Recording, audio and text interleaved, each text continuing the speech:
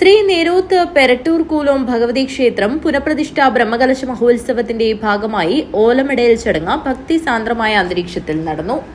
മാതൃസമിതി നേരോത്തിന്റെ അംഗങ്ങളും ചെരളം, തേറക്കല്ല്, അട്ടക്കണ്ടം, തായന്നൂർ, എരളാൽ, ചെപ്പാറപ്പടവ്, ചീരോൽ എന്നീ പ്രദേശങ്ങളിൽ നിന്ന് മാതൃസമിതി അംഗങ്ങളും നാട്ടുകാരും ചടങ്ങിൽ പങ്കെടുത്തു.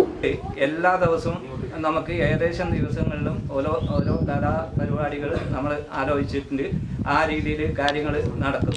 അപ്പോൾ 24-ന് നമ്മൾ 2 മണിക്ക് കലവറ നടക്കുന്നതിന് വേണ്ടി നമ്മൾ ആലോചിച്ചിട്ടുണ്ട്.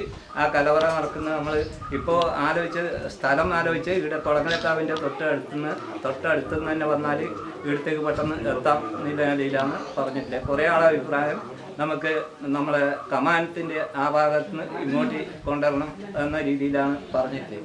അപ്പോൾ അങ്ങനെ വരുമ്പോൾ കുറച്ച് കയറ്റം കയറി വരാനുണ്ട്. അപ്പോൾ എന്തെങ്കിലും സാധനങ്ങൾ ഉണ്ടെങ്കിൽ അത് വാഹനത്തിലും ബാക്കിയുള്ളവർ നടന്ന് മുത്തുക്കൊടിയും അതുപോലെ ചെണ്ടയിലായിട്ട് നടന്നു വരുന്ന രീതിയിലായിരിക്കും നമ്മൾ ആലോചിച്ചിട്ട്.